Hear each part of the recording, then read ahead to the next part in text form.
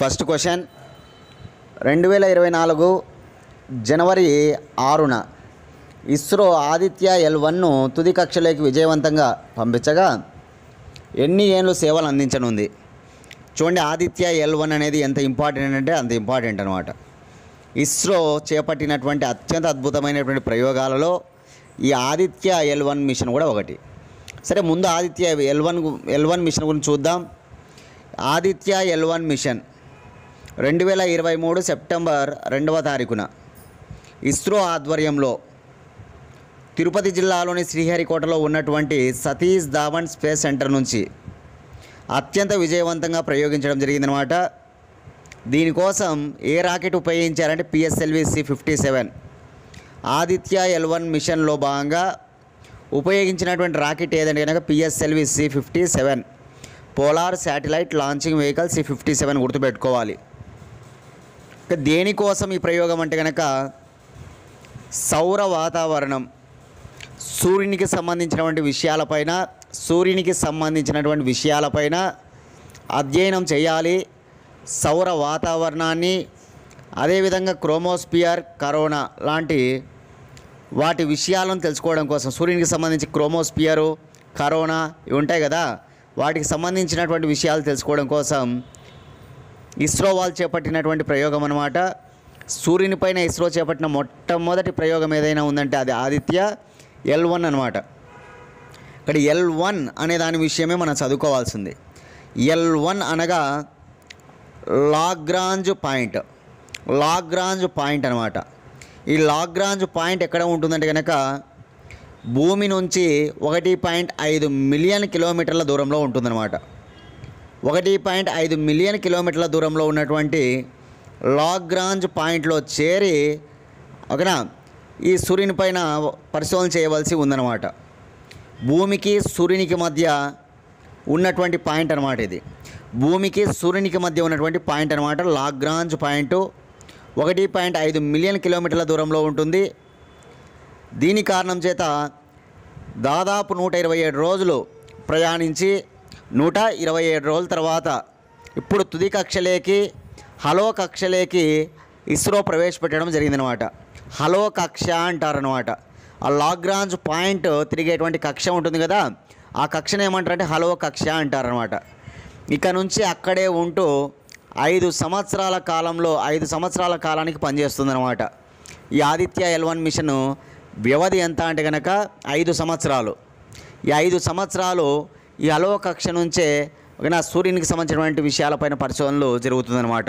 గుర్తుపెట్టుకోవాలి, లాగ్రాంజ్ పాయింట్కు చేరడమే ఆ తుది కక్ష అనేటువంటిది అనమాట. ఆ లాగ్రాంజ్ 1 పాయింట్ ఇక్కడ చేరిన తర్వాతనే పరిశోధనలు మొదలు పెడుతుందన్నమాట. ఇంతవరకు పరిశోధన ఎప్పుడు చేయలే. ఈ 127 రోజుల్లో ప్రయాణం మాత్రమే జరిగిందనమాట. ఇక నుంచి ఏమవుతుందంటే పరిశోధనలు స్టార్ట్ అవుతాయి అన్నమాట. అది మనకి గుర్తుంచుకోవాలి, చాలా చాలా ఇంపార్టెంట్ అనమాట. ఓకేనా. ఆ ప్రయోగం చేపట్టిందేమో సెప్టెంబర్ 2, 2023. లాగ్రాంజ్ పాయింట్కి ఎప్పుడు చేరిన డేట్ ఇంపార్టెంట్. సెప్టెంబర్ 2024 జనవరి 6 2024 జనవరి 6 అనే విషయాన్ని మనం గుర్తుపెట్టుకోవాలి. ఓకేనా. ఇకపోతే చాలా ముఖ్యంగా దీనికోసం పెట్టినటువంటి ఖర్చు 378 కోట్లు అనమాట. 378 కోట్లు. దీనికి చీఫ్ ఎవరంటే ఇస్రో చైర్మన్ సోమనాథ్ గారి ఆధ్వర్యంలోనే ఇది జరిగింది. కానీ ఆదిత్య L1 మిషన్ డైరెక్టర్ ఎవరంటే నిసార్ షాజీ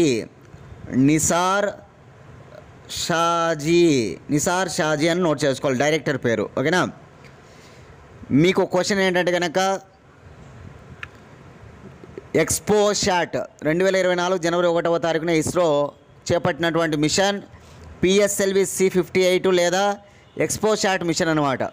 ఈ ఎక్స్పోశాట్ మిషన్ డైరెక్టర్ ఎవరు? కామెంట్ బాక్స్లో మీ సమాధానాన్ని తెలియజేయండి.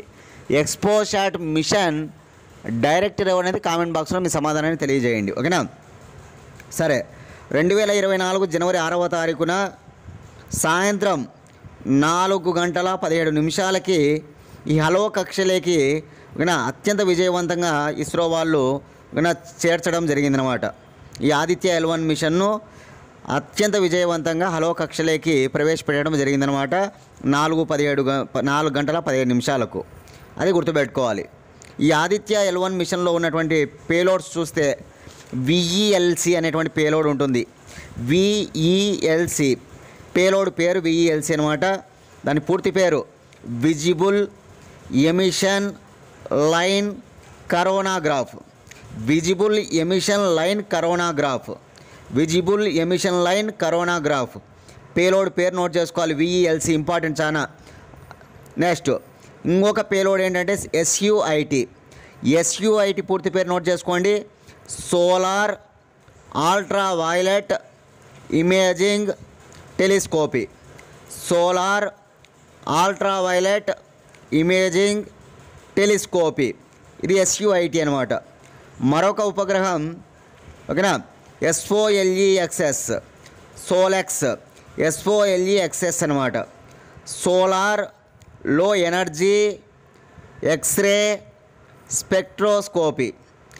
మళ్ళీ ఒకసారి solar low energy X-ray spectroscopy ఇది ఒక పేలోడ్ అనమాట. మరొక పేలోడ్ ASPEX పేలోడ్. దాని పూర్తి పేరు Aditya solar wind practice experiment. Aditya solar wind practice experiment అనేటువంటి పేలోడ్ కూడా ఒకటి ఉంటుందన్నమాట. అంటే ఒక్కొక్క పేలోడ్ ఒక్కొక్క దాన్ని పరిశోధన చేస్తుందన్నమాట అక్కడికి వెళ్ళి. కాబట్టి ఈ పేలోడ్స్ నోట్ చేసుకోవాలి. విఈఎల్సి దాని ఫుల్ ఫామ్ బాగా నేర్చుకోవాలి. ఎస్యుఐటి దాని ఫుల్ ఫామ్ బాగా నేర్చుకోవాలి. SOLEXS దాని ఫుల్ ఫామ్ బాగా నోట్ చేసుకోవాలి. మరొకటి ASPEX దాని ఫుల్ ఫామ్ నోట్ చేసుకోవాలి. ఇదనమాట ఆదిత్య L1 మిషన్ గురించి. డేట్ గుర్తుపెట్టుకొని జనవరి 6వ తేదీన L1 పాయింట్ దగ్గరికి చేరిందనమాట. ఇక నుంచి పరిశోధనలు మొదలు పెడుతుంది. 5 ఏళ్ల పాటు పరిశోధన చేయడం జరుగుతుందన్నమాట.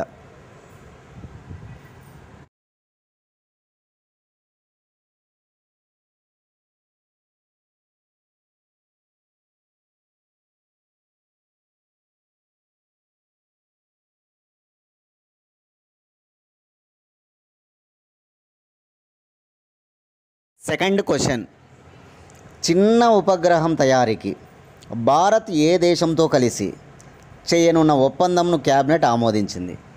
చూడండి, చిన్న ఉపగ్రహం తయారీకి భారత్ ఏ దేశంతో కలిసి చేసుకున్న ఒప్పందానికి క్యాబినెట్ ఆమోదించింది అంటే కనుక మారిషస్తో చేసుకున్న ఒప్పందానికి.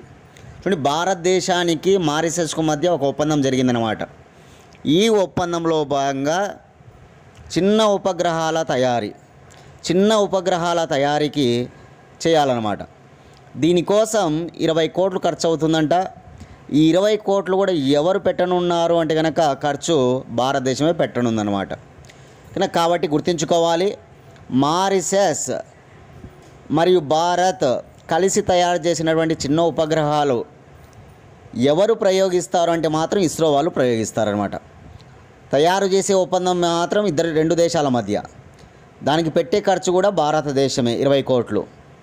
ఆ ఉపగ్రహం తయారైన తర్వాత దాన్ని ఎవరు ప్రయోగిస్తారంటే ఇస్రో వాళ్ళే ప్రయోగిస్తారనమాట. ఆ విషయాన్ని మనం గుర్తుంచుకోవాలి. సరే, దీనికి సంబంధించి జరిగిన ఒప్పందాన్ని క్యాబినెట్, మన కేంద్ర ప్రభుత్వానికి సంబంధించి క్యాబినెట్ ఉంటుంది కదా, మంత్రిమండలి, వాళ్ళు ఆమోదించడం జరిగిందనమాట. ఇది గుర్తుంచుకోవాలి. కానీ ఎగ్జామ్లో ఎలా ఉంటుంది, చిన్న ఉపగ్రహాల తయారీకి సంబంధించి భారతదేశం ఏ దేశంతో ఒప్పందం చేసుకుంది అని అడుగుతారు. ఆన్సర్ మారిషస్ అనమాట. మారిషస్ రాజధాని పోర్ట్ లూయిస్. మారిషస్ దేశ కరెన్సీ రూపాయి. మారిషస్ భాష English. Mauritius president Prithviraj Singh. Mauritius ప్రధానమంత్రి ప్రవింద్ జగన్నాథ్. చూడండి, మారిషస్లో ఎక్కువ మంది ఎవరు ఉంటారంటే హిందువులే ఉంటారనమాట. 67% మంది హిందువులే ఉంటారనమాట. 67% మంది భారతీయులు ఉంటారనమాట. మారిషస్లో ఎక్కువ మంది ఎవరు ఉంటారంటే భారతీయులే నివసిస్తూ ఉంటారు, ఇండియన్సే నివసిస్తూ ఉంటారు అనమాట. 67% మంది భారతీయులే ఉంటారు మారిషస్లో. ఇంకా హిందువులు అత్యధికంగా ఉంటారనమాట. మతం పరంగా ఏ మతస్థులు ఎక్కువ అంటే హిందువులు, కానీ జాతి పరంగా ఏ జాతి ఎక్కువ అంటే భారతదేశ జాతి ఎక్కువ అనమాట, భారతీయులు ఎక్కువ అనమాట. ఇది మారిషస్, గుర్తుపెట్టుకోవాలి, ఆసియా ఖండంలో ఉంటుందన్నమాట. ఇట్లా క్యాబినెట్ అనేటువంటిది నిన్న కూడా చెప్పా. పృథ్వీ విజ్ఞాన పథకానికి ఆమోదం అని. క్యాబినెట్ పృథ్వీ విజ్ఞాన పథకాన్ని ఆమోదించింది అని. గతంలో ఎర్త్ సైన్స్ అంటే ఏంటి? భూ విజ్ఞాన శాస్త్రం అనమాట. ఎర్త్ సైన్స్కు సంబంధించి 5 పథకాలు ఉండేటనమాట. ఇప్పుడు ఆ 5 పథకాలను విలీనం చేసి పృథ్వీ విజ్ఞాన్ అని ఒక కొత్త పథకాన్ని తీసుకొచ్చిందనమాట కేంద్ర ప్రభుత్వం. దానికి సంబంధించి 5 ఏళ్ల కాలానికి బడ్జెట్ కూడా కేటాయించిందనమాట. ఇంత అని 5 ఏళ్ల కాలానికి. అది ఎంత అనేది కామెంట్ బాక్స్లో మీ సమాధానాన్ని తెలియజేయండి. చాలా ఇంపార్టెంట్. తెలియకపోతే నిన్నటి క్లాస్ వినండి అందరూ కూడా, ఓకేనా? చాలా ఇంపార్టెంట్ అనమాట. పృథ్వీ విజ్ఞాన్ స్కీమ్ కొత్త స్కీమ్ అనమాట. దానికి సంబంధించి కేంద్ర ప్రభుత్వం ఓకేనా 5 ఏళ్ల కాలానికి ఎంత ఖర్చు పెట్టబోతుంది అనే విషయాన్ని నిన్న నేను చెప్పా. అది ఎంత అనేది మీరు కామెంట్ బాక్స్లో మీ సమాధానాన్ని దయచేసి తెలియజేయండి. ఓకేనా? ఒకవేళ మీకు గుర్తుకు రాకపోతే మళ్ళీ ఒకసారి వినండి. బాగా గుర్తుంచుకోవాలి కాబట్టి మళ్ళీ ఒకసారి వినండి, తప్పేం లేదు. 5 పథకాలు ఏంటి? 5 పథకాలు విలీనం అయిపోయినాయి అనమాట. దానికి క్యాబినెట్ ఆమోదించిందని నిన్నటి క్లాస్లో నేను చెప్పా. అదేవిధంగా మరొకటి కూడా చెప్పా. 2023 డిసెంబర్ 30వ తారీఖున ప్రధాని నరేంద్ర మోడీ అయోధ్యలో ఒక విమానాశ్రయాన్ని ప్రారంభించడం జరిగిందనమాట. ప్రారంభించి దానికి ఎవరి పేరు పెట్టారంటే మహర్షి వాల్మీకి. రామాయణం రచించాడు కదా మహర్షి వాల్మీకి, ఆయన పేరును పెట్టడం జరిగిందనమాట.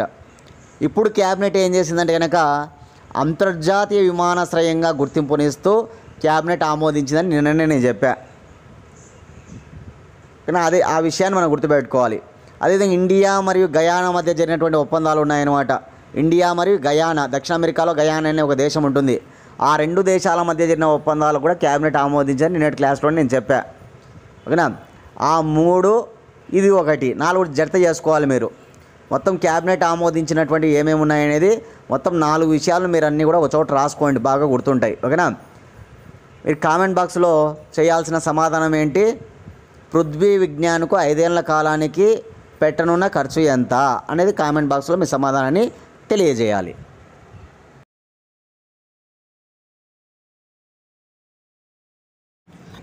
థర్డ్ క్వశ్చన్, ఆసియా అభివృద్ధి బ్యాంకులో ఎగ్జిక్యూటివ్ డైరెక్టర్గా ఎవరు నియమితులయ్యారు? చూడండి, ఆసియా అభివృద్ధి బ్యాంకులో ఎగ్జిక్యూటివ్ డైరెక్టర్గా నియమితులైంది వికాస్ షీల్. మన ఇమెయిల్లో చూడొచ్చు వికాస్ షీల్ను. చూడండి, ఆసియా అభివృద్ధి బ్యాంకును మనం ఏమంటాం? ఏడిబి అంటాం అనమాట. ఏడిబి అంటే ఏషియన్ డెవలప్మెంట్ బ్యాంకు. ఈ ఏడిబి ఎప్పుడు ఏర్పడింది అంటే 1966లో ఏర్పడింది.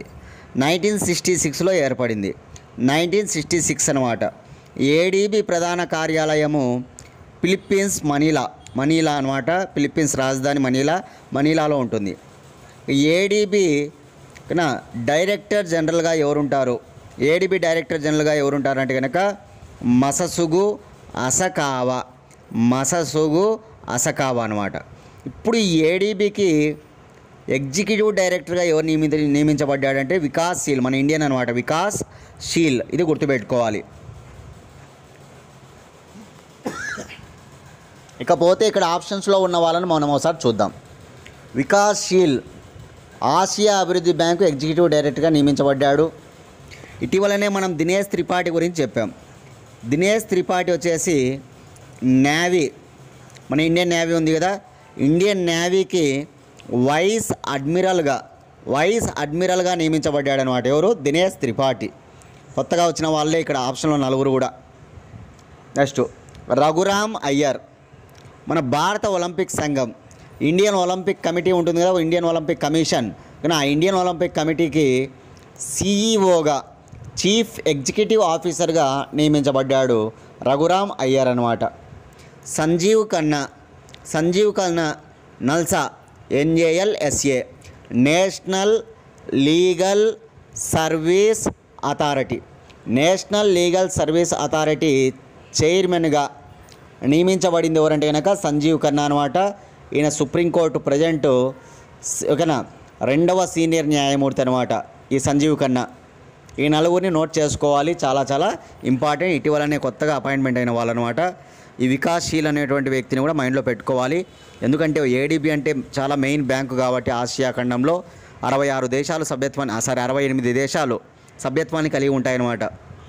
ఏర్పడిందేమో 1966, కానీ 68 దేశాలు సభ్యత్వాన్ని కలిగి ఉంటాయన్నమాట ఏడీబీలో. అందులో మన భారతదేశం కూడా ఒకటి అనమాట. కాబట్టి నోట్ చేసుకోవాలి. ఓకే, నా నుంచి మీకేంటి క్వశ్చన్ అంటే కనుక భారతదేశ వృద్ధి రేటును 2023-2024 సంవత్సరానికి గాను ఏడీబీ ఎంతగా అంచనా వేసింది?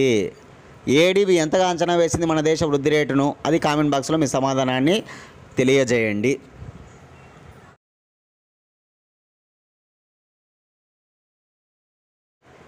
Next 4th question. మహారాష్ట్ర తొలి మహిళా డీజీపీగా ఎవరు నియమితులయ్యారు? మహారాష్ట్ర తొలి మహిళా డీజీపీగా నియమితులైంది రష్మీ శుక్లా. రష్మీ శుక్లా గారిని మీరు చూడొచ్చు ఇమేజ్లో. ఈమె మహారాష్ట్ర తొలి మహిళా డీజీపీ అనమాట. అంటే మహారాష్ట్ర చరిత్రలోనే ఒక మహిళ డీజీపీ కావడం ఇదే ఫస్ట్ టైం అనమాట. దేశంలో తొలి మహిళా డీజీపీ అయితే కనుక కాంచనా చౌదరి భట్టాచార్య. దేశంలో తొలి మహిళా డీజీపీ స్టాండర్డ్ జీకేలో బాగా గుర్తుపెట్టుకోవాలన్నమాట. దేశంలో తొలి మహిళా డీజీపీ ఎవరంటే కనుక కాంచనా చౌదరి భట్టాచార్య. కానీ ఇప్పుడు నియమించబడింది మహారాష్ట్ర డీజీపీగా అనమాట మహిళ. ఎవరిమే? రష్మీ శుక్లా అనే విషయాన్ని మనం మైండ్లో పెట్టుకోవాలి. డీజీపీ అంటే రాష్ట్రానికి సంబంధించి పోలీసులకు సంబంధించి బాస్ అనమాట. ఓకేనా? ఇక్కడ చూస్తే నలుగురిని ఒకసారి మహిళలను చూద్దాం. ఇచ్చిన ఆప్షన్లో 4 మహిళలు ఉన్నారన్నమాట. ఇటీవలనే వార్తలు నిలిచారు ఈ 4 కూడా. Taylor Swift Times person of the year 2023.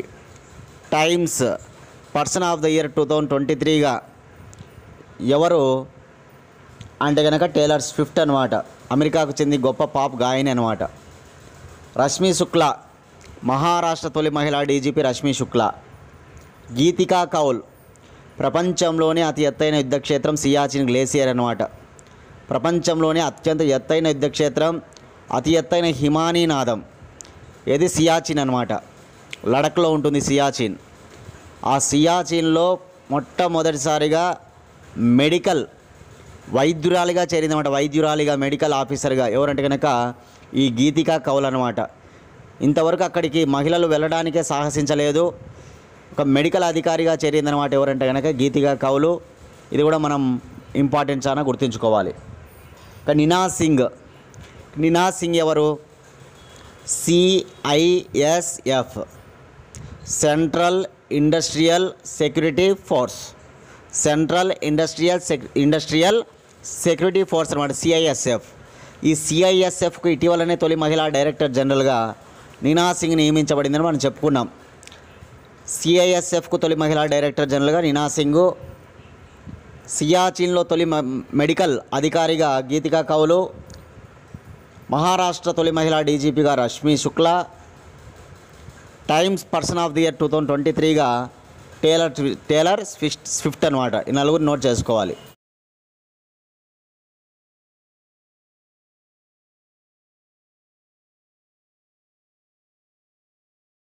Next 5th question.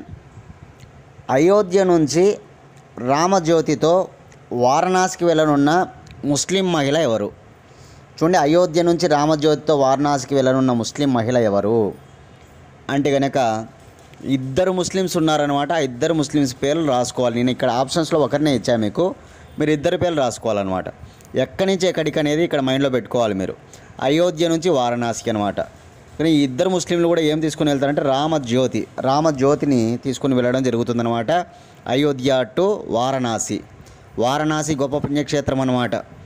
కాబట్టి వీళ్ళు వారణాసికి చెందిన వాళ్ళు. యాక్చువల్గా 2 కూడా వీళ్ళు అయోధ్య నుంచి ఓకేనా వారణాసికి రామజ్యోతిని తీసుకొని పోతారు. వాళ్ళ 2 పేర్లు నోట్ చేసుకోండి. ఇక్కడ ఫస్ట్ ఆప్షన్లో ఉంది చూడండి, నజ్నీన్ అన్సారీ ఒకరు. నజ్నీన్ అన్సారీ మన ఇమెయిల్లో చూడొచ్చు. ముస్లిం మహిళా అమ్మాయి నజ్నీన్ అన్సారీ. వెనకాల చూడండి రాముని పటాలు, అదేవిధంగా రామునికి సంబంధించినటువంటి గ్రంథాలు ఇవన్నీ కూడా చదువుతూ ఉన్నట్టుగా మనకి ఇమేజ్ కనిపిస్తుంది చూడండి. ఆ అమ్మాయే నజ్నీన్ అన్సారీ అనమాట.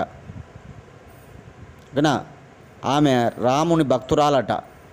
ఈ నజ్నీన్ అన్సారీ కావచ్చు. నేను చెప్పే ఇంకొక పర్సన్ ఎవరంటే నజ్మా పర్వీన్. నజ్నీన్ అన్సారీ, నజ్మా పర్వీన్ వీళ్ళిద్దరు కూడా రాముని భక్తులు అనమాట. వీళ్ళిద్దరు రామజ్యోతిని అయోధ్య నుంచి వారణాసికి తీసుకువెళ్ళడం జరుగుతుందన్నమాట. ఈ విషయాన్ని మనకి ఆలయ ట్రస్టు, అయోధ్య ఆలయ ట్రస్ట్ చెప్పడం జరిగిందనమాట. గుర్తుంచుకోవాలి. అయోధ్య ఆలయ ట్రస్టు చైర్మన్ ఎవరు? కామెంట్ బాక్స్లో మీ సమాధానాన్ని తెలియజేయండి. అయోధ్య రామ మందిరం ఉంది కదా, దానికి సంబంధించి ఒక ట్రస్ట్ ఉంటుందన్నమాట, అయోధ్య ఆలయ ట్రస్ట్ అని. ఆలయ ట్రస్ట్ చైర్మన్ ఎవరు? కామెంట్ బాక్స్లో మీ సమాధానాన్ని తెలియజేయండి. సరే, ఇంకా అయోధ్య రాముని గురించి మనం చెప్పాల్సిన అవసరం లేదు. జనవరి 22వ తారీఖున ఆల్రెడీ మనం చెప్పుకున్నటువంటి పాయింట్ కాబట్టి మీకు అందరికీ గుర్తుంటుంది. 2024 జనవరి 22వ తారీఖున ప్రధాని నరేంద్ర మోడీ అయోధ్యలో రాముని యొక్క విగ్రహ ప్రతిష్ఠ చేయనున్నారన్నమాట. ఆ విగ్రహాన్ని ఎవరు తయారు చేశారంటే కనుక మైసూరుకు చెందినటువంటి ఎవరు? అరుణ్ యోగిరాజ్ తయారు చేయడం జరిగింది. అది 51 ఇంచెస్తో ఉంటుందన్నమాట, 51 అంగుళాల పొడవుతో ఉంటుందనే విషయాన్ని మనకు చెప్పుకోవడం జరిగిందన్నమాట. ఈ అరుణ్ యోగిరాజ్ ఒక్కటే కాకుండా ఇంతకుముందు సుభాష్ చంద్రబోస్ యొక్క విగ్రహాన్ని ఢిల్లీలో ఉందన్నమాట ఇప్పుడు అది. అదేవిధంగా మైసూరులో ఒక గొప్ప ఆంజనేయుని విగ్రహాన్ని, అదేవిధంగా ఉత్తరాఖండ్లో ఆది శంకరాచార్యుల విగ్రహాన్ని కూడా ఆయన తయారు చేయడం జరిగింది. ఈరోజు అవి బ్రహ్మాండంగా అక్కడంతా కూడా ఉన్నాయన్నమాట. కాబట్టి ఆ పనితనానికి మెచ్చి వీళ్ళు ఈ రాముని తయారు చేసేటువంటి బాధ్యత కూడా ఈ అరుణ్ యోగిరాజ్కి ఇవ్వడము. ఆయన 51 ఇంచెస్ అనమాట. ఇంచెస్ అంటే అంగుళాల పొడవు ఉన్నటువంటి రాముణ్ణి తయారు చేయడం జరిగిందనమాట. ఇక్కడ ఉన్నటువంటి రాముడు ఎట్లా ఉంటాడంటే కనుక చిన్ననాటి రాముడు అనమాట, అంటే బాలుడు అనమాట, గుర్తుంచుకోవాలి. ఇట్లా అయోధ్య రామ మందిరం గురించి ఏదో ఒక విషయంలో రేపు ఖచ్చితంగా బిట్లు అయితే పడతాయి. ఇంకా మీరు పేపర్లు బాగా చదువుతూ ఉంటే కనుక ఇవన్నీ కూడా మీకు తెలుస్తూ ఉంటాయి అన్నమాట. అదేవిధంగా మనకి ఆలయాలు అనగానే కామన్గా ధ్వజస్తంభం, హిందూ ఆలయాల ప్రకారం ఎక్కడైనా సరే సాంప్రదాయ ప్రకారం ధ్వజస్తంభం అనేటువంటిది పెడుతూ ఉంటారు, చూస్తూ ఉంటాం. అట్లాంటిది ఇంత గొప్ప దేశంలోనే గొప్ప ఆలయంగా ఇప్పుడు తీర్చిదిద్దారు కదా అయోధ్య రామ మందిరాన్ని. అక్కడ కూడా ధ్వజస్తంభాలు అనేటువంటివి పెడతారనమాట. దానిలో భాగంగా మొత్తం 7 ధ్వజస్తంభాలు పెడతారు. ఒకటి చాలా పెద్దది, దానికి అనుగుణంగా మిగతా 6 ఉంటాయన్నమాట. మొత్తం 7 ధ్వజస్తంభాలు. వీటిని గుజరాత్లోని అహ్మదాబాద్లో తయారు చేయించడం జరిగిందనమాట. ఈ 7 ధ్వజస్తంభాలను గుజరాత్లోని అహ్మదాబాదులో అతిపెద్ద ధ్వజస్తంభం ఒకటనమాట. అది ఏకంగా 44 అడుగులతో ఉంటుందన్నమాట. 44 అడుగులతో ఉంటుందన్నమాట. అదే మెయిన్ ధ్వజస్తంభం అనమాట. 5500 కిలోల బరువు అంట. 5500 కిలోల బరువు కలిగి 44 అడుగుల ఎత్తుతో ఉన్నటువంటి ధ్వజస్తంభాన్ని అయోధ్య రామ మందిరంలో ఏర్పాటు చేయబోతూ ఉన్నారనమాట. ఆ పాయింట్ కూడా గుర్తుపెట్టుకోవాలి ఖచ్చితంగా. ఈ ధ్వజస్తంభాన్ని ఎక్కడ తయారు చేయించారంటే కనుక గుజరాత్లోని అహ్మదాబాద్లో తయారు చేయించారు. ఆ ధ్వజస్తంభాలు మొత్తం 7 అక్కడికి తీసుకొని వెళ్ళి అక్కడ వాటిని ఉంచడం జరుగుతుందన్నమాట. ఆ విషయం కూడా మనం గుర్తుపెట్టుకోవాలి. ఆలయం ఏ శైలిలో నిర్మించబడిందని కూడా అడుగుతారు. రామ మందిరం ఉంది కదా, ఆ రామ మందిరం అనేది నగారా శైలి అనమాట. గుర్తుపెట్టుకోవాలి, శైలి పేరు గుర్తుపెట్టుకోవాలి. ఆ వాస్తు శైలి ఏంటంటే నగారా శైలిలో నిర్మించబడిందనే విషయాన్ని మనం ఖచ్చితంగా గుర్తుపెట్టుకోవాలి అందరూ కూడా. అదేవిధంగా మొత్తం చూస్తే కనుక అంత గొప్ప ఆలయం కదా అది, దానికి ఏకంగా 44 ద్వారాలు ఉంటాయన్నమాట. మొత్తం అయోధ్య రామ మందిరానికి సంబంధించి, అయోధ్య ఆలయానికి సంబంధించి ఎన్ని ద్వారాలు ఉంటాయంటే కనుక 44 ద్వారాలు ఉంటాయి. మొత్తంగా ఆలయంలో 392 స్తంభాలు కలిగి ఉంటాయి. ఇవన్నీ పేపర్లో వేస్తున్నారన్నమాట. 392 స్తంభాలు, 44 ద్వారాలు, శైలి నగారా శైలి. అదేవిధంగా ధ్వజస్తంభం ఎత్తు 44 అడుగులు, దాని యొక్క బరువు 5500 కిలోలు. ఆ ధ్వజస్తంభాన్ని మొత్తం 7 అయితే కనుక 7 కూడా ఇక్కడ గుజరాత్లోని అహ్మదాబాద్లో చేస్తున్నారని, అదేవిధంగా ముస్లింలు రామజ్యోతిని అయోధ్య నుంచి వారణాసికి తీసుకొని పోతారని. వాళ్ళిద్దరు ఎవరంటే కనుక నజ్మీన్ అన్సారీ, మరొకరు నజ్మా పర్వీను. ఇవన్నీ కూడా మనం చూస్తూ ఉన్నాం. దయచేసి గుర్తుపెట్టుకోవాలి అందరూ కూడా.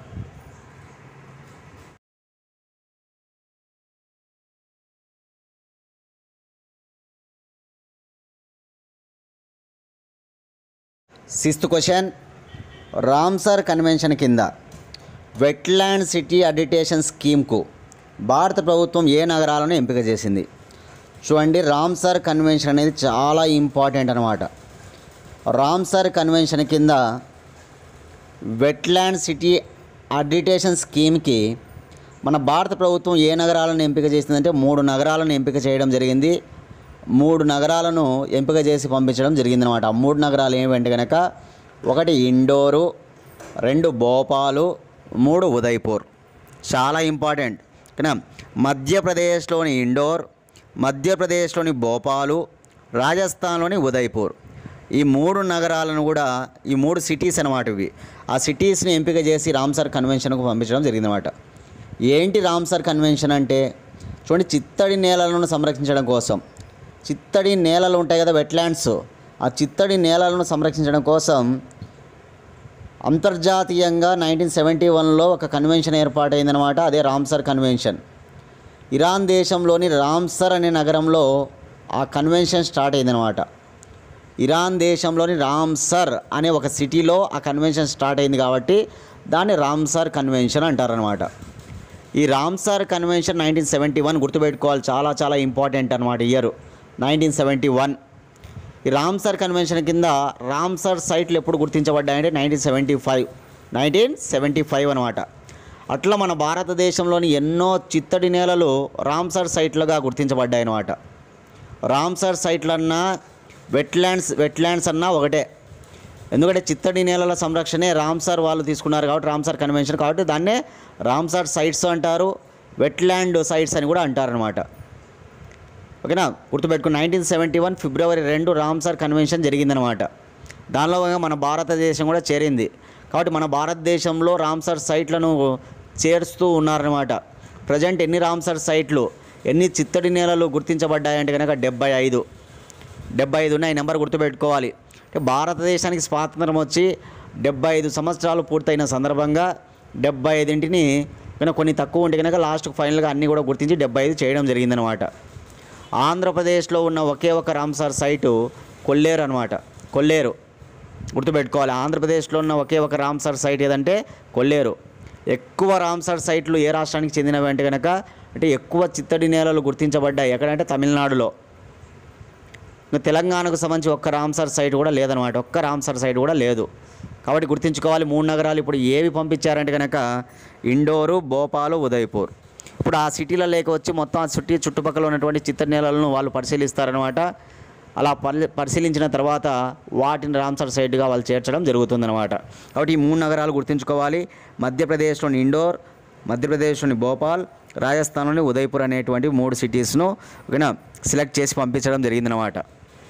ఆ విషయాన్ని మనం గుర్తుంచుకోవాలి, చాలా చాలా ఇంపార్టెంట్. ఓకేనా, మీకు ఒక క్వశ్చన్ ఏంటంటే కనుక, చిత్తడి నేలల దినోత్సవం ప్రతి ఏటా ఏ తేదీన నిర్వహిస్తారు? చిత్తడి నేలల దినోత్సవాన్ని ప్రతి ఏటా ఏ తేదీన నిర్వహిస్తారు? ఓకేనా, వెట్లాండ్ డే. ఓకేనా, నోట్ చేయాలి. 7th క్వశ్చన్, భారతదేశంలోని ఏ సరస్సులో వార్షిక పక్షుల గణన ప్రారంభమైంది? చూడండి, వార్షిక పక్షుల గణన ప్రారంభమైంది కాదు, కంప్లీట్ కూడా అయిందనమాట. 2024 సంవత్సరానికి సంబంధించి పక్షుల గణన అనేటువంటిది చేయడం జరిగిందనమాట. అది ఏ సరస్సు దగ్గర అంటే కనుక చిల్కా సరస్సు, చిల్కా లేక్ అనమాట. ఏ రాష్ట్రంలో ఉందంటే ఒరిస్సాలో ఉంటుంది. సరే, దీనికి సంబంధించి కొన్ని న్యూస్ చాలా ఇంపార్టెంట్ అనమాట. ఎందుకంటే పక్షులు అనగానే మనకి జీవ వైవిధ్యం అనమాట. బయోడైవర్సిటీ అంటే కనుక మనకు గ్రూప్ 1 స్థాయిలో, గ్రూప్ 2 స్థాయిలో, గ్రూప్ 4, ఎస్ఐ, కానిస్టేబుల్, ఓకేనా, జేఎల్, డిఎల్, డిఎస్సి, సివిల్స్ స్థాయిలో కూడా మన జీవ వైవిధ్యం పైన బిట్లు పడతాయన్నమాట. జీవ వైవిధ్యానికి సంబంధించి ఎవరైనా సరే వాటి విషయాలన్నీ కూడా మైండ్లో పెట్టుకొని తీరాల్సిందే బయోడైవర్సిటీ పైన. అట్లా పక్షుల సంరక్షణ కూడా మనం గుర్తుపెట్టుకోవాలి. పక్షుల గణన ఇప్పుడు ఎక్కడ చేయబడిందంటే చిల్కా సరస్సు వద్ద. దీనికి సంబంధించిన విషయాలు ఒకసారి చూద్దాం. ఓకేనా, 180 జాతులకు సంబంధించి మిలియన్ల వలస పక్షులు లెక్కించడం జరిగిందనమాట. ఈ గణనలో ఎన్ని జాతులకు సంబంధించి 180 జాతులకు సంబంధించినటువంటి పక్షులను మిలియన్ అంటే లక్షల కొద్దీ ఉంటాయన్నమాట. మిలియన్ అంటేనే 1,00,000, 10 లక్షలు అనమాట. ఓకేనా, అంటే మిలియన్ల వలస పక్షులను లెక్కించడం జరిగిందనమాట. గత సంవత్సరంతో పోలిస్తే 6,000 పక్షులు ఎక్కువగా కనిపిస్తూ ఉన్నాయన్నమాట.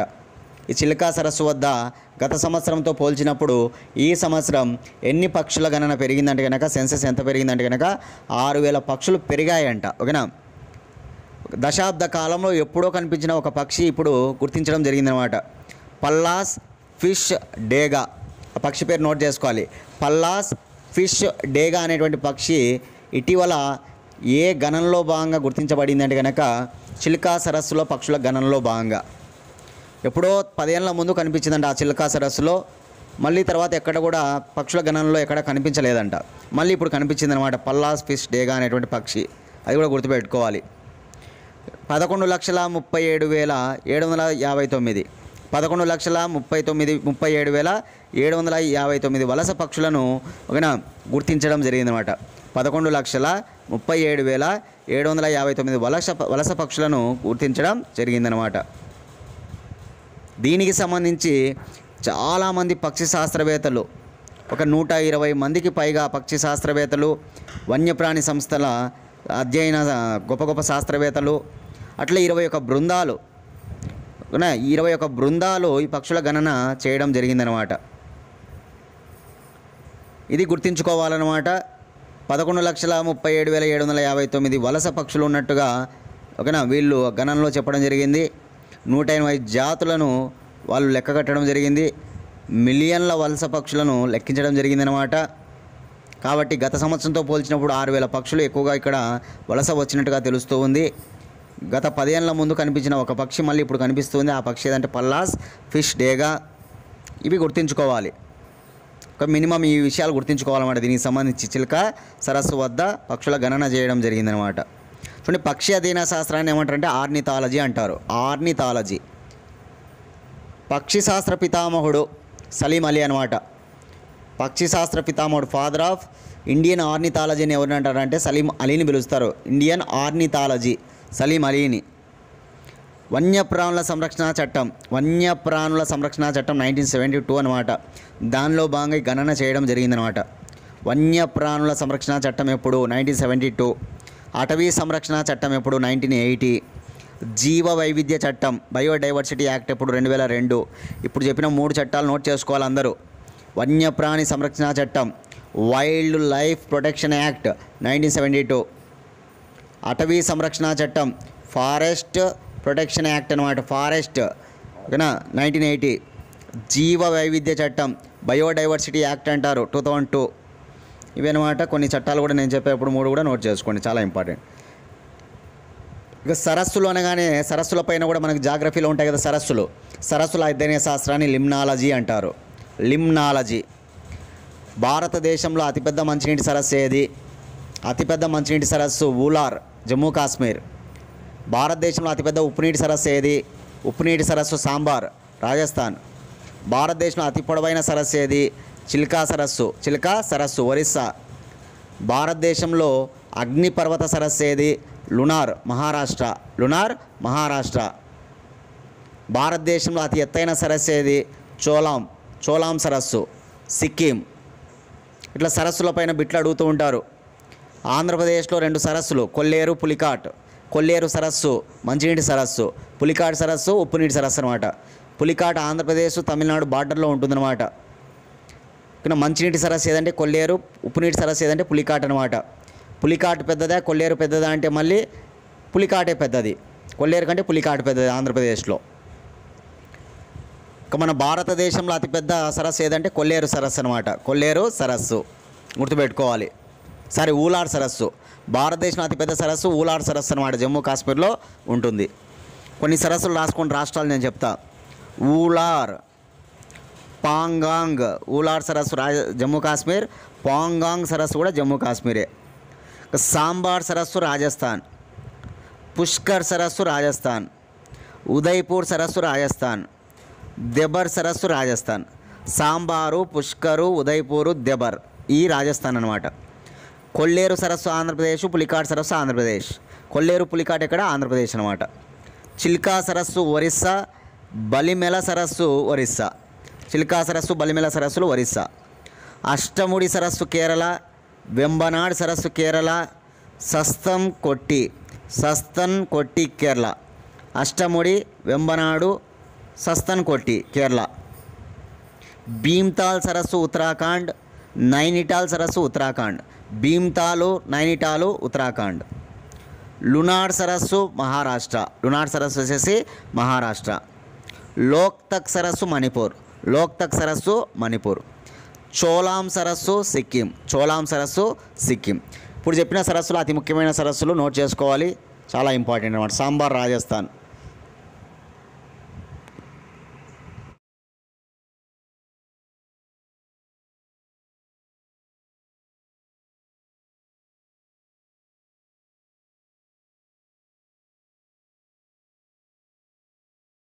క్వశ్చన్, 2023-2024 ఆర్థిక సంవత్సరంలో భారత వృద్ధి రేటు ఎంత నమోదవుతుందని ఎన్ఎస్పో అంచనా వేసింది. చాలా ఇంపార్టెంట్ అనమాట. మన భారతదేశ జాతీయ గణాంక సంస్థ ఎన్ఎస్పో వెల్లడించినటువంటి వివరాల మేరకు భారతదేశ వృద్ధి రేటు 2023-2024 సంవత్సరానికి గాను ఎంత నమోదవుతుందని అంచనా వేసింది అంటే కనుక 7.3 అనమాట. 7.3 ఇంపార్టెంట్ గుర్తుపెట్టుకోవాలి. ఏ ఏడాదికి సంబంధించి కొత్తగా ఇస్తున్నటువంటి అంచనాలు అనమాట ఇవి. 7.3గా ఎన్ఎస్పో అంచనా వేయడం జరిగింది మన భారతదేశ వృద్ధి రేటును. 2.3 2023కి గాను 2023-24 సంవత్సరానికి గాను అనమాట, గుర్తుపెట్టుకోవాలి. అదేవిధంగా వరల్డ్ బ్యాంక్, ప్రపంచ బ్యాంక్ అయితే 6.3 అనమాట, గుర్తుపెట్టుకోవాలి. అదేవిధంగా ఏడీబీ, ఏషియన్ డెవలప్మెంట్ బ్యాంక్ కూడా 6.3. ఇదే 6.3 వచ్చేసి ఐఎంఎఫ్ కూడా, ఇంటర్నేషనల్ మానిటరీ ఫండ్. చాలా ఇంపార్టెంట్ ఎందుకంటే మెయిన్ బ్యాంక్స్ కాబట్టి. వరల్డ్ బ్యాంక్ 6.3, ఐఎంఎఫ్ 6.3, ఏడీబీ 6.3 అనమాట. 7.3 వచ్చేసేది ఓకేనా ఎన్ఎస్పో అనే విషయాన్ని మైండ్లో పెట్టుకోండి. ఎన్ఎస్పో ఓకేనా.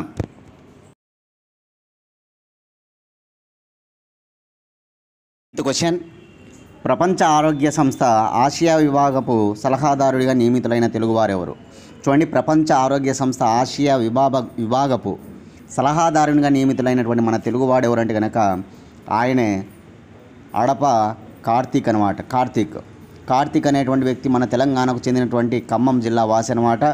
అంతర్జాతీయ గుర్తింపు పొందడం జరిగింది కాబట్టి వెరీ ఇంపార్టెంట్గా అతని పేరు మనం గుర్తుంచుకోవాలి. ఆయనే అడప కార్తీక్. మన ఇమేజ్లో చూడొచ్చు అతన్ని. ప్రపంచ ఆరోగ్య సంస్థ అంటే వరల్డ్ హెల్త్ ఆర్గనైజేషన్, WHO ఏర్పడిన సంవత్సరం కామెంట్ బాక్స్లో మీ సమాధానాన్ని అందరూ కూడా తెలియజేయండి. WHO ప్రధాన కార్యాలయం స్విట్జర్లాండ్లోని జెనీవా. WHO ప్రస్తుత డైరెక్టర్ జనరల్ ఎవరంటే టెడ్రస్ అధానం అనమాట. WHO అనేది చాలా ఇంపార్టెంట్ అనమాట.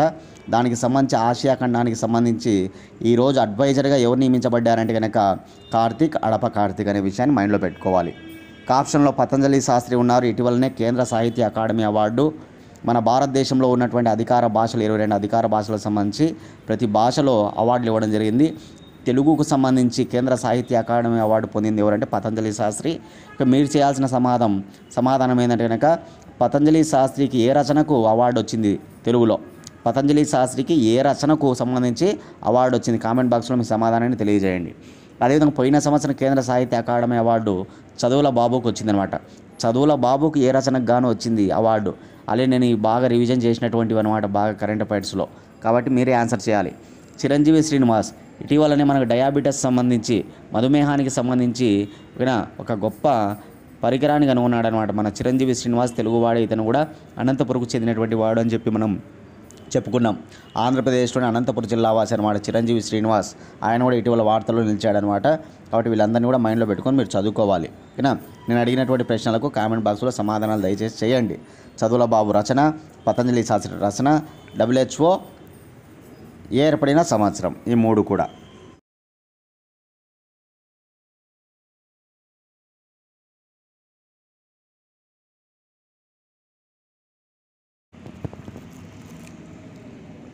ఎవరైనా సరే 1 year కరెంట్ అఫైర్స్ కావాలనుకుంటే కనుక 8186006848 8186006848 అనే నెంబర్కి 100 రూపీస్ ఫోన్పే చేసి అదే నెంబర్కి స్క్రీన్షాట్ పెట్టండి. 24 గంటల లోపల PDF ఫైల్ పంపిస్తాం. చూడండి, కరెంట్ అఫైర్స్ అనేటువంటి మెయిన్ కీ రోల్ పోషిస్తాయి మనకు జాబ్ తీసుకురావడంలో. ఏ కాంపిటేటివ్ ఎగ్జామ్స్కి ప్రిపేర్ అయినా సరే మీరు JL చదవండి, DL చదవండి, DSC వాళ్ళకైనా. ఓకే, అదేవిధంగా SI కానిస్టేబుల్, Group 1, Group 2, ఇట్లా SSC, రైల్వేస్, ఎవరికైనా సరే ఇవి చాలా కీలకంగా మీకు ఉపయోగపడతాయి. కాబట్టి కావాలనుకున్న వాళ్ళు ఆ నెంబర్కి ఫోన్పే చేసి అదే నెంబర్కి స్క్రీన్షాట్ పెట్టండి. అదే ఎగ్జామ్స్ రాసుకోవాలనుకున్నా కూడా మాకు కాల్ చేయండి ఇదే నెంబర్కి. మీకు ఇంట్రెస్ట్గా ఉన్న వాళ్ళు ఎవరైనా సరే రోజు డైలీ ఎగ్జామ్స్ పెట్టుకుంటూ వస్తాం. వాటికి సంబంధించి ఇంట్రెస్ట్ ఉంటే కనుక కాల్ చేయండి. ఓకేనా. ఎవ్వరు కూడా ఎటువంటి పరిస్థితుల్లో టైం వేస్ట్ చేసుకోకుండా చదువుకుంటారండి. ఈ సంవత్సరం అంతా కూడా తెలంగాణ కావచ్చు, ఆంధ్రప్రదేశ్ కావచ్చు, విభిన్న రకాల పోస్టులు ఉన్నాయన్నమాట. సెంట్రల్ గవర్నమెంట్కి సంబంధించి పోస్టులు కూడా వదులుతూ ఉన్నారు. ఓకేనా. కోచింగ్ తీసుకోకుండా ఎవరైనా ఉంటే దయచేసి కోచింగ్ తీసుకోవడానికి ట్రై చేయండి అందరూ కూడా. ఓకేనా. కోచింగ్ కోసం మాకు కాల్ చేయండి. డైలీ క్లాసులు, డైలీ ఎప్పటికప్పుడు ఓకేనా క్లాసులకు సంబంధించి ఎగ్జామ్స్ పెట్టుకుంటూ నీట్గా ఓకేనా మనం చదువుకుంటూ పోదాం. దయచేసి ఇంట్రెస్ట్ ఉన్న వాళ్ళు కాల్ చేయండి కోచింగ్ సంబంధించి. ఓకేనా. ఇంకా మీ ఇంట్లో ఎవరైనా మీ తమ్ముళ్ళు కానీ చెల్లెళ్ళు కానీ ఓకేనా ఇట్లా ఎవరైనా మీ బంధువులు కానీ ఉంటే కనుక ఈ విషయాన్ని తెలియజేయండి. ఓకేనా. మీరు ఒక 10-15 రోజులు వచ్చి ఇక్కడ క్లాసులు విని నచ్చితే కనుక మీరు అట్లే కంటిన్యూ కావచ్చు అనమాట. ఒక 10 days 15 days మీరు క్లాసులు ఫ్రీగా వినొచ్చు. ఓకేనా, అందరికి కూడా అవకాశం ఇస్తాం మేము. కాబట్టి అందరూ కూడా ఇట్లా చేసుకోండి. ఓకేనా, కోచింగ్ మాత్రం తీసుకోవడానికి ట్రై చేయండి. అదే కోచింగ్ తీసుకున్న వాళ్ళైతే కనుక బాగా టైం టేబుల్ పెట్టుకొని ప్రతిరోజు కూడా టైం వేస్ట్ చేసుకోకుండా బాగా చదువుకుంటూ రావాలి. కోచింగ్ అనేది కంపల్సరీ అవసరం అనమాట. లేకపోతే మనకు చాలా ఎక్కువ టైం పడుతుంది చదవడానికి. ఓకేనా, సరే ఇవాళ లాస్ట్ క్వశ్చన్ చూద్దాం. స్థూల రాష్ట్ర దేశీయ ఉత్పత్తిలో టాప్లో నిలిచిన రాష్ట్రం ఏది? చూడండి, జిఎస్డిపి స్థూల రాష్ట్ర దేశీయ ఉత్పత్తిలో టాప్లో నిలిచిన రాష్ట్రం ఏదంటే కనుక తెలంగాణ రాష్ట్రం అన్నమాట. 11.97% వృద్ధితో 11.97% వృద్ధితో తెలంగాణ టాప్లో నిలబడడం జరిగిందనమాట. 3,08,732 కోట్లు సాధించి 3,08,732 కోట్లు సాధించి తెలంగాణ టాప్లో నిలిచింది. తెలంగాణ తర్వాత కర్ణాటక 3,01,373 కోట్లతో రెండవ స్థానం. హర్యానా 2,96,685 కోట్లతో మూడవ స్థానం. తమిళనాడు 2,73,288 కోట్లతో నాలుగవ స్థానంలో ఉంటే ఆంధ్రప్రదేశ్ 7వ స్థానంలో ఉందన్నమాట. స్థూల రాష్ట్ర దేశీయ ఉత్పత్తి 2023 ఏడాదికి సంబంధించి ఆంధ్రప్రదేశ్ స్థానం ఎంత అంటే 7వ స్థానం. తెలంగాణ అయితే టాప్లో ఉంది. ఆంధ్రప్రదేశ్ 2,19,518 కోట్లతో 2,19,518 కోట్లతో 2,19,518 కోట్లతో ఆంధ్రప్రదేశ్ 7వ స్థానంలో ఉందన్నమాట. ఇక్కడ నేను టాప్ 10 కూడా మీకు లాస్ట్ ఇస్తా, అవన్నీ చూడండి. టాప్ 10 ఉన్నాయన్నమాట, అవన్నీ నోట్ చేసుకోండి. స్థూల రాష్ట్ర దేశీయ ఉత్పత్తి చాలా చాలా ఇంపార్టెంట్ అనమాట. టాప్ 4 అన్నా నేర్చుకోవాలి. తెలంగాణ, కర్ణాటక, హర్యానా, తమిళనాడు టాప్ 4 అనమాట. ఓకేనా, ఆ విషయాన్ని మైండ్లో పెట్టుకొని అందరూ కూడా చదువుకోండి. ఇవన్నమాట ఇవాళ కరెంట్ అఫైర్స్. కరెంట్ అఫైర్స్ అనేటువంటి ప్రతిరోజు క్లాస్ మేము అప్లోడ్ చేసిన వెంటనే మీరు వినడానికి ట్రై చేయండి, లేకపోతే అవన్నీ కూడా పెండింగ్ పడుతూ వస్తాయన్నమాట. ఓకేనా, అదేవిధంగా ఇంకా ఎవరైనా సబ్స్క్రైబ్ చేసుకోకపోతే ఖచ్చితంగా సబ్స్క్రైబ్ చేసుకోండి. కొంతమంది అడుగుతున్నారు అనమాట, 2వ తేదీ క్లాస్ పెట్టలే, 3వ తేదీ క్లాస్ పెట్టలే సార్ అని మాకు. ఓకేనా, మీరు సబ్స్క్రైబ్ చేసుకుంటే అవి ఖచ్చితంగా నోటిఫికేషన్ వెంటనే వస్తాయన్నమాట. సబ్స్క్రైబ్ చేసుకోకపోతే కనుక ఆ క్లాసులన్నీ కూడా మిస్ అవుతూ వస్తాయి. కాబట్టి ఇంట్రెస్ట్ ఉన్న వాళ్ళు సబ్స్క్రైబ్ చేసుకోండి ఖచ్చితంగా. అదేవిధంగా క్లాస్ వినే ప్రతి ఒక్కరు కూడా దయచేసి మా కోసం ఇప్పుడు లైక్ చేయండి. ఇప్పుడే లైక్ చేయండి, దయచేసి ఇప్పుడు లైక్ చేయండి ప్లీజ్. ఓకేనా, అది మర్చిపోకుండా లైక్ చేయండి అందరూ కూడా. ఇకపోతే మీ ఫ్రెండ్స్ ఎవరైనా ఉంటే మన ఛానల్ను షేర్ చేయండి కనీసం 3కి. ఓకే, ఇవాళ కరెంట్ అఫైర్స్ ఇవన్నమాట. రేపటి క్లాస్లో మళ్ళీ కలుసుకుందాం ఫ్రెండ్స్. థ్యాంక్స్.